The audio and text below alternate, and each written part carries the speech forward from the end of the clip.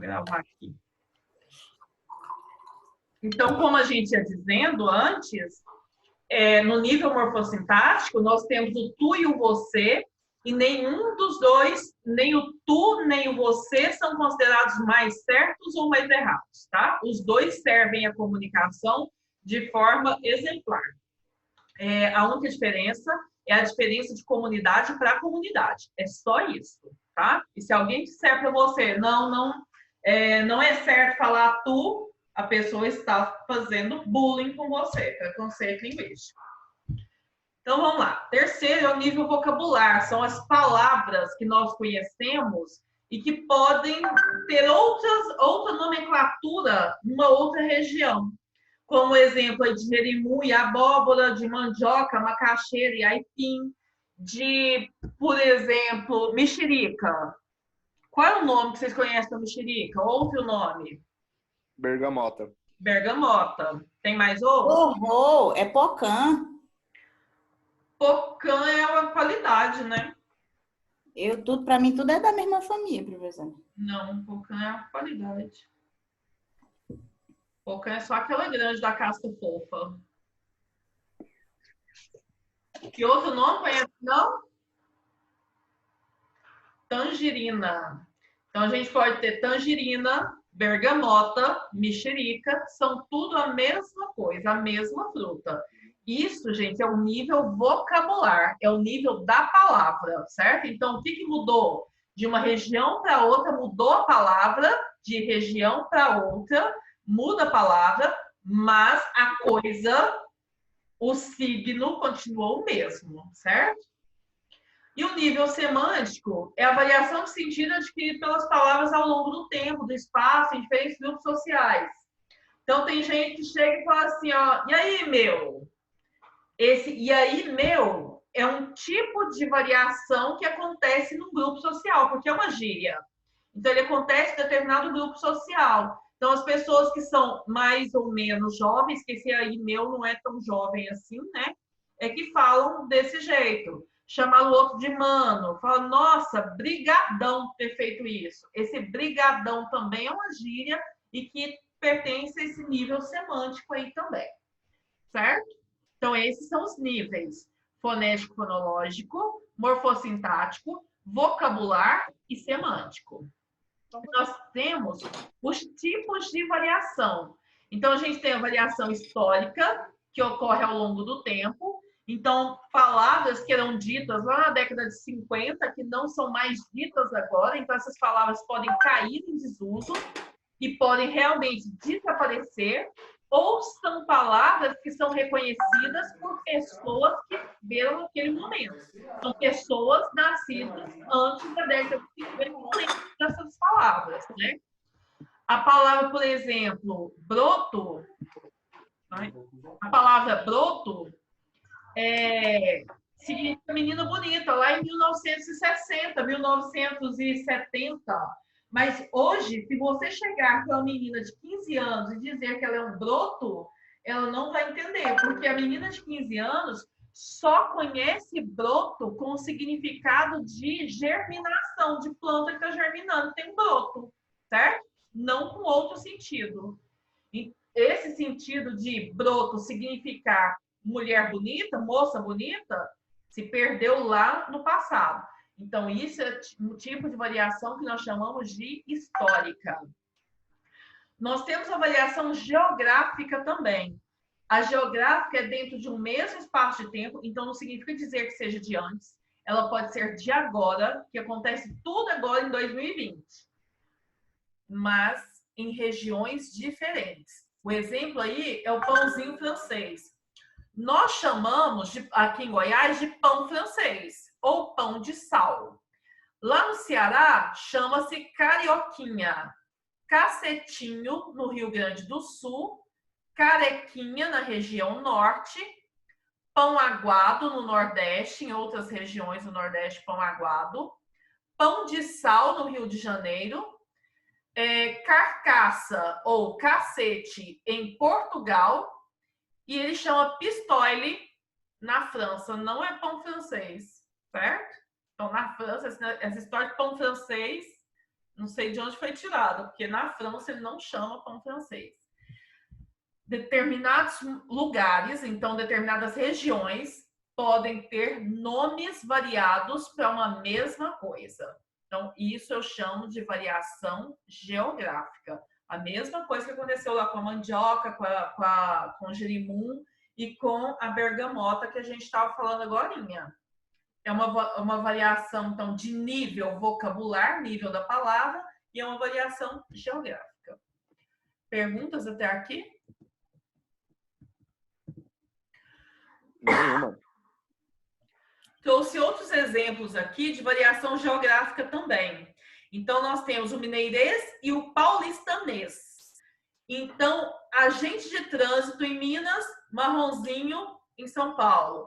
Água sanitária em Minas, Cândida em São Paulo.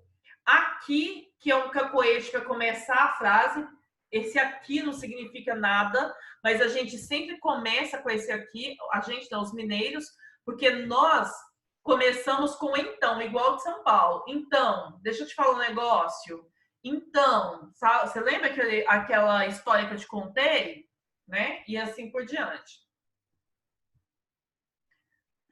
No Maranhão, segundo a Vitória, ela nunca ouviu pão aguado. Mas existe alguns lugares que falam pão aguado, Vitória. Arreda, em Minas. Chegar para lá, em paulistanês. Azar, no mineirês. E deu azar. O paulistano, deu zica. Barbeiro, que é a pessoa que sai costurando o trânsito. Braço, para o paulistanês. Biscoito, para o mineiro. Bolacha, para o paulistano. Mas é bolacha. Como? Mas é bolacha. Isso, que eu ia dizer agora. Esse biscoito que o mineiro fala aqui é a bolacha de saquinho que você compra no supermercado, certo? Então, nós falamos como os paulistanos. A gente fala bolacha também. Porque biscoito, para nós, é o biscoito que se faz em casa. Não é Exatamente, isso? professora. Isso aí. A gente tem o biscoito e tem a bolacha. Quando a gente fala Biscoito bolacha... de nata. Quando a gente fala bolacha, a gente está se referindo àquela comprada no pacotinho. Boate para o mineiro, balada para o paulistano, café com leite, que é a dose pequena, e média para o paulistano. A gente aqui no... Professora, Bem, fala média, sim. esse biscoito que vocês falam é aquele biscoito de polvilho? O biscoito, se ele for de polvilho, ele pode ser biscoito, pode ser de sal, pode ser de doce, pode ser o biscoito de queijo, né? Tem aqui... Porque na minha terra, esse biscoito aí de polvilho, nós chamamos ele de peta. Aí aqui no caso a peta ela vem em saquinho. Isso. Aqui tem peta também. Peta a gente não chama de biscoito. É um biscoito, mas a gente não chama de biscoito. A gente chama de peta também. A peta é espichadinha e o biscoito é aquele redondinho. Mas tem a peta redondinha e tem uns que é grandão, que dá pra passar na cabeça e colocar no pescoço. Aí essa é a peta Credo. caseira. Povo guloso, gente. É Oh, sério. é gostosa. Hoje eu fui no salão fazer minha sobrancelha, a dona de lá tava com um biscoito bem grandão, que dá pra passar na minha cabeça e colocar no pescoço. O assunto foi você, professora. O que é? Quem começou o assunto foi você, hein? Pois é, agora eu que aguento. E eu- Depois vai estar todo mundo querendo comer uma peta, um biscoito e vai ser culpa sua, hein? Gente, mas não é uma má ideia, né? Mas o biscoito, gente, é aquele que a gente faz em casa. Para nós goianos, o biscoito é o que se faz em casa. Compra na padaria, compra também. Mas o biscoito é o que se faz em casa. Então pode ser a peta, pode ser o biscoito, pode ser essa aí que ela tá falando. Tem uma sequinha horrível, que é uma pequenininha, que também é peta. É biscoito também. Tem o biscoito de queijo, que é biscoito também. Tem uma tal de chipa, que é biscoito também, certo? Então, esses são os biscoitos. A gente faz em casa. Pode ser de doce também. Tem outro nome para esse biscoito de doce, que agora eu esqueci o nome. Vocês se lembram? De polvilho doce? E de doce mesmo? Quebrador, né? Tem quebrador e tem um outro também que compra no supermercado, que é biscoito. E bolacha, Cueca para virada. nós goianos, bolacha é a comprada lá no pacote do supermercado. É bolacha Mabel, certo? Aquilo lá é bolacha. Sim, Lucas. Esse é biscoito, tem um chamado cueca virada, Deve ser biscoito também. lá na minha terra. Existe isso mesmo, Lucas, já ouvi falar. Parece que o formato dele não é virado, tem virado lá. Aí, em Goiás, nós dizemos média para o café com leite, a dose pequena, assim como o paulistano, né? E o café com leite, dose grande, nós chamamos de pingado também em Goiás. O paulistano também chama. Carteira de motorista para os mineiros, carta para o paulistano. Casaco ou agasalho para o mineiro e blusa sem o de frio. Só blusa para o paulistano. Para nós goianos é blusa de frio, né? Chips para o mineiro, salgadinhos para o paulistano. Complicado para o mineiro, embaçado para o paulistano. Contra-cheque para o mineiro, olerite para o paulistano. Corinthians para o mineiro, Corinthians para o paulistano. Compadre ou chegado para o mineiro, mano para o paulistano. Demais para o mineiro, puta para o paulistano. Esse puta aqui é o que nós também falamos. Tô puta da vida. Então quer dizer que eu tô muito nervoso com alguma coisa, né? Tô muito nervoso com alguma coisa. Então ele serve como advérbio de intensidade. De nada, quando alguém te agradece, né? Nossa, obrigado, de nada. Nós também falamos de nada. O paulistano fala imagina. A vogal é aberta, como em extra, e o paulistano fala e fechado, como em extra. Empresa e firma para o paulistano, empresa para o mineiro. E o último aqui, que não estou dando para eu ver, fechou. Fechou para o mineiro e é nóis para o paulistano. A gente fala fechou ou a gente fala é nóis? Os dois. Os dois. Fechou. Exatamente. Vocês perceberam que algumas palavras que os mineiros falam, nós também falamos, e outras palavras são as dos paulistas? Por conta de que A gente é um povo bem culturizado, né? justamente, nós fomos... aqui sofreu vários tipos de intervenção linguística, né? Os paulistas foram responsáveis por terem vindo com as bandeiras, com os bandeirantes, né?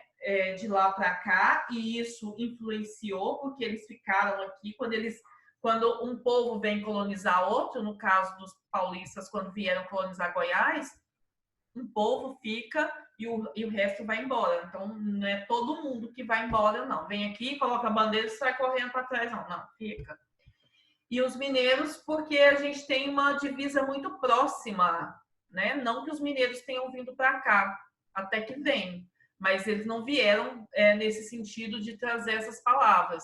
Mas a divisa é muito próxima, assim como a gente tem uma divisa próxima também com a Bahia, além do fato de a gente ter também uma migração baiana muito grande lá na década de 60, que construíram ali o entorno de Brasília todo, né? Parte do norte de Goiás, tudo é construído por baianos, certo? Aquela região ali depois de Goiás, Fazenda Nova, Jussara, Novo Brasil, tudo aquilo ali foi fundado por baiano. Professora, Sim. a senhora poderia voltar à página 1 anterior? Volta ela. Aqui? Não, Aqui? a outra. Aqui? Isso. Obrigada. O que a senhora queria aqui? Tirar um print. Eu vou mandar para vocês. Ah, então tá. Ao terminar a aula, eu vou mandar os slides, porque vocês não têm os exercícios daqui, né? Eu vou mandar para vocês os slides, tá bom? Tá bom. Então, variação social, diferentes grupos sociais. Lembrando que a gente está falando de tipos de variação, não é? Então, nós falamos de tipo de variação. Primeiro, histórica, que acontece com o decorrer do tempo. A segunda é a geográfica, que é essa que nós estávamos vendo, que o mineiro fala diferente do paulista. E a terceira, a variação social. Grupos sociais de um mesmo lugar. Grupos sociais dentro de Goiânia, que é uma comunidade fala, tem como falar diferente. Por quê? Em Goiânia, nós temos uma quantidade enorme de faculdades. Então, significa dizer que se tem tanta faculdade, tem um povo que estuda, não é? Então, significa que nós temos muitas pessoas letradas em Goiânia. Então, tem que ser diferente. Esse povo que estuda tem que falar diferente daquele povo que não estuda. Porque nós temos em Goiânia também pessoas que não estudaram, que talvez são até mais velhas, que não estudaram. Nós temos em Goiânia pessoas que são moradoras de rua. Essas pessoas, elas têm uma forma de comunicação diferente? Tem forma de comunicação diferente. Então, são grupos da mesma sociedade, certo? Dentro dessa mesma sociedade, então, nós vamos apontar 3 fatores. O primeiro é a norma culta, que é falada por esse povo que eu disse para vocês que estuda, os escolarizados.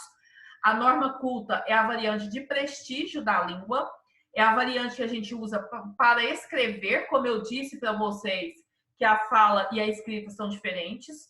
Então, essa é a variante aceitável para a escrita. Essa variante que nós estamos falando, geográfica, por exemplo, ela não é aceitável para a escrita, certo? Eu tenho que escrever numa variante que todo mundo vai entender. Aí, se eu escrevo lá, por exemplo, pão aguado, aí a Vitória diz que não conhece o que é pão aguado. Então, eu não posso escrever pão aguado, eu tenho que escrever pão, eu tenho que escrever de outra forma que faça parte da norma culta. Então, a norma culta, ela só é adquirida por meio da escola, não tem outro lugar para arrumar essa norma culta. As pessoas que não vão para a escola não conhecem, nunca ouviram falar nessa vida. Então, elas não vão falar isso aqui nunca. As únicas pessoas que conhecem, que sabem e que falam norma culta são as pessoas escolarizadas. Nós, certo? A linguagem técnica é usada no exercício de certas profissões, é o mesmo que jargão. Então, linguagem técnica ou jargão é utilizado, então, para as profissões. Então, cada profissão tem um jargão diferente. Cada profissão tem palavras que fazem parte da profissão. Então, os enfermeiros têm palavras que fazem parte da profissão, como os médicos têm palavras que fazem parte da profissão, como os engenheiros têm outras palavras e assim por diante. Isso nós chamamos de jargão. E a gíria é desenvolvida pelos grupos da sociedade. A diferença entre jargão e gíria é que o jargão é a linguagem utilizada pelas profissões. Cada profissão tem a sua. E a gíria são grupos da sociedade. Não precisa você ter uma profissão em específico, não. Precisa você pertencer a esse grupo. Então, se você tem um grupo de ciclistas que andam ali na T2, aquele grupo de ciclistas podem desenvolver, então, algumas gírias que eles se comunicam ali entre eles. E para você fazer parte dessa gíria, você tem que ingressar no grupo. Ou essas pessoas que participam do grupo trazem as gírias para a sociedade. Então, são dessas 2 formas que a gente toma conhecimento das gírias. Ou a gente pertence ao grupo, ou esse povo que pertence ao grupo traz a gíria para a sociedade. Como se a gente pensasse, por exemplo, nos morros do Rio de Janeiro, nas favelas do Rio de Janeiro. Ali tem um monte de gíria que a gente conhece. Por quê? Porque pessoas de lá trouxeram para dentro do nosso convívio essas gírias. Então, dizer, e aí, mano, chegado, falou, velho. Então, são gírias de um contexto que você pode não participar, mas você conhece? Conhece porque você conhece pessoas que fazem parte desse contexto. Tudo bem até aqui? Perguntas? Não? Número 4, então, é a variação situacional. É o uso da língua de acordo com a situação de comunicação. A situação de comunicação é o fato da comunicação em si. É você encontrar alguém na rua, isso é uma situação de comunicação. É você encontrar alguém na farmácia, isso é uma situação de comunicação. É você ir na casa da sua família, lá você tem uma situação de comunicação. Então, é a situação real de comunicação. Então, qual é o grau de formalismo? Se eu encontro alguém na rua, a formalidade é nenhuma. A menos que eu encontre alguém lá, por exemplo, foi meu paciente. Então, eu tenho que mostrar para ele que eu sou enfermeira, que ele foi meu paciente, então eu vou usar uma língua mais formal com ele. Até porque eu não tenho nenhum tipo de proximidade. Onde eu conheci? Eu conheci lá no emprego, lá onde eu trabalho. É isso. Então, eu não tenho nenhum tipo de proximidade com essa pessoa. Ele foi um paciente lá no hospital onde eu trabalho. Então, é preciso existir um grau de formalidade e, com isso, a língua também vai ser uma língua mais trabalhada. Suponhamos que vocês falem muitos palavrões em casa. Aí alguém te fala alguma coisa e você fala assim, ah, vai não sei o quê. Na sua casa. Por que na sua casa? Possivelmente as pessoas da sua casa aceitam isso, as pessoas da sua casa também falam assim. Então, se fala, tudo bem. Mas aí, se você sair com esse palavrão lá na faculdade ou aqui mesmo, né, nesse momento de aula, já não combina mais. Porque nesse momento, mesmo que a gente brinque isso, aquilo, aquele outro, a nossa relação é de professor e de aluno, certo? Nesse momento, aqui agora, sala de aula, mesmo que virtual, a situação aqui de fala, de comunicação entre professor e aluno, entre aluno e aluno. Então, nesse caso, nós temos que usar uma linguagem mais formal, tanto professor quanto aluno, certo? A modalidade é a escrita e a fala. Já disse para vocês que nós temos duas línguas bastante distintas. Uma língua que se usa para falar, uma língua que se usa para escrever. Então, nós temos duas línguas distintas. A escrita, ela exige um maior grau de formalidade. A fala, nem tanto. A fala é espontânea, a fala é do aqui, do agora. A fala, eu posso dizer o que eu quiser, da forma como eu quiser. A única coisa que vai me impedir de dizer o que eu quiser é esse grau de formalismo. Caso contrário, eu posso dizer nós vai. Então, eu posso dizer, por exemplo, gente, nós vai fazer os exercícios só amanhã. Então, nós vai fazer os exercícios só amanhã. Poder falar eu posso e vocês todos me entenderam com certeza. Certo isso? O que que me impede de falar isso? Porque aí vocês vão dizer assim, ó, mas espera aí, a professora de português não sabe fazer concordância? A professora de português falando nós vai? Nossa, péssimo isso. Por que que vocês estão apontando isso? Porque é o grau de formalismo. Porque, enquanto professora, eu preciso manter esse grau de formalismo. Se eu fosse só amiga de vocês, nós podíamos ir onde quisesse. Certo? Entenderam isso, gente? Entendido, pessoas? Entendido. E a sintonia, que é o ajuste que vocês vão fazer na estruturação dos textos. Então, por exemplo, você está lá no hospital atendendo uma criança. Você tem que fazer um ajuste na sua fala para atender aquela criança. Da mesma forma que você fala com essa criança, você não falaria se fosse, por exemplo, um homem adulto. Você não ia falar com a criança e o homem adulto de uma mesma forma. Não é isso que vocês fazem? E quando é, por exemplo, um idoso, eu tenho que ter todo um tato para falar com esse idoso, porque ele pode me entender mal, ele pode não gostar de mim, ele pode reclamar. Ó, aquela enfermeira ali, ó. Nossa, ela é sem educação porque ela me responde bruto até. Não é assim? Então, eu preciso fazer uma adequação, eu preciso ter essa sintonia entre falante e receptor. Então, existe uma sintonia entre os dois e essa sintonia é dada por essas circunstâncias. Quem vai saber essas circunstâncias? Somente o falante, só no momento da fala. Então, lá no momento da fala, você vai entender que jeito eu preciso falar. Eu preciso falar mais pausadamente, eu preciso falar mais educadamente, mesmo que aquela senhorinha lá tá me dando um trabalho danado, eu tô com vontade de mandar ele pastar, mas eu não posso, porque é uma senhorinha. Então, eu vou lá com toda a calma, a senhora não pode fazer assim.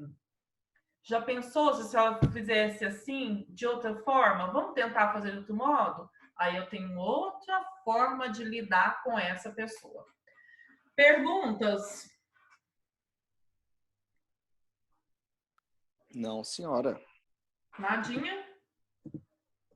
Então eu tenho, né? Já que vocês não têm, eu tenho. Eu sempre tenho perguntas. Então vamos lá. Observe as duas imagens. Na imagem 1, nós vemos aí a imagem do Brasil dividido em regiões e cada região nós temos exemplos de palavras, né? Exemplos de palavras que se diferenciam, que para nós aqui pode não significar nada ou pode significar outra coisa. Então, por exemplo, lá no norte, broca significa fome, carapanã é um mosquito, cunhã é a menina, a moça, pombalesa é uma pessoa meio desligada, uma pessoa voada, aqui nós chamamos de avoado, né? É pombalesa. No Nordeste, água dura é a cachaça, baixa da égua é um lugar distante que ninguém quer ir, né? Então, onde é que você mora? Lá na Baixa da Égua, muito longe. Para nós aqui, a gente fala esse Baixa da Égua também, mas a gente usa mais onde o Judas perdeu as botas, né? Isso eu ouvi, isso eu conheço. Esse já, né? Já. Caçar barulho no Nordeste significa procurar confusão, Professora, isso aí são desinvestir. gírias, né? Como? Isso aí são gírias, né? Não, são regionalismos. Ah, sim. Regionalismos. Por isso que a gente não conhece todas essas palavras, certo? É certo, é por causa que quando ele broca, eu lembrei que eu falo como uma gíria. Que eu falo que eu tô brocado. Isso, é um regionalismo. Entendi. A gente fala mesmo, tô brocado de fome, né? Uhum. Desembestar é correr bastante. Ah, o fulano saiu desembestado, saiu correndo demais. Camelo, na região centro-oeste, é bicicleta. De rocha, é papo sério. Só que esse de rocha já é uma palavra já mais antiga, né? Já não está muito em uso, não. Lavar urubu é estar desempregado. Então, não tem nada para fazer? Vai lavar o urubu. Rasgar o rojão é pontear a viola, afinar a viola. O bololô, no sudeste, é uma confusão. Dar área é ir embora. Tomar um beijo é levar um golpe. Embaçado é complicado. Volteado é passeio rápido. Sinaleira é semáforo, no sul já, tá? Volteado é sinaleira. Sinaleira é o mesmo que semáforo. Para nós aqui a gente fala ou semáforo ou sinal, né? Lá eles falam sinaleira. Estar apurado é com vontade de ir ao banheiro. E pau de virar tripa é uma pessoa muito alta e magra. Na imagem 2, nós temos aí algumas palavras marcadas em determinadas épocas. Então, em 1950, nós tínhamos a palavra charlar, que significa exibir-se. Nós nem temos essa palavra mais, nós nem usamos essa palavra mais, tá? Charlar caiu em desuso, nós não temos mais. Em 1950, a gente tinha broto, que é a moça bonita, que eu disse para vocês que hoje, se você chama uma menina de broto, ela não vai ter ideia do que você está querendo dizer, certo? Em 1960, paquerar é um verbo que veio do inglês parking. Parking significa estacionamento, né? Que adquiriu o significado de namorar em carro estacionado. Como eles tinham essa ideia de fazer as transmissões dos filmes numa parede, num muro alto, às vezes, no estacionamento, as pessoas ficavam dentro do carro, namorando e assistindo filme, namorando, não necessariamente nessa mesma ordem, e aí surge esse verbo paquerar. Nós ainda conhecemos esse verbo. Ele é de 1960, mas ainda existe para nós. Então, tem palavras que somem e tem palavras que coexistem. Nós temos outros nomes, né, para falar. Nós vamos ver daqui um pouco. Em 1960 ainda, nós temos a palavra tremendão, que é o rapaz bonito. É o nome que eles atribuíram lá ao Erasmo Carlos, não é? Tremendão? Então, ele é o rapaz bonito. Por isso que é tremendão. Em 1960, nós temos a palavra gamar, que significa apaixonar-se. Nossa, estou gamada naquela pessoa. Então, gamada, apaixonada. 1960 e 1970, a gente tem a garota de fechar o comércio. A garota de fechar o comércio é uma garota lindíssima. Hoje também eu não sei se uma menina de 15, 16 anos saberia dizer o que é garota de fechar o comércio. Muito provavelmente não. Ia chamar de puta. Como?